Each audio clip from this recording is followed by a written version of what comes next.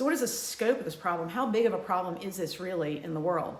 Well, in the United States in 2018, which gosh, that's 6 years now, 34.2 million had the official diagnosis of diabetes. Obviously, we know that's more now. 88 million were pre-diabetic. And believe it or not, peripheral neuropathy is diagnosed more often in the pre-diabetic population than the diabetic population. So even if you're pre-diabetic, do not think you're out of the woods with this. Pre-diabetes just means that your pancreas hasn't given up completely. It doesn't mean that you don't have all of the hallmarks of insulin resistance.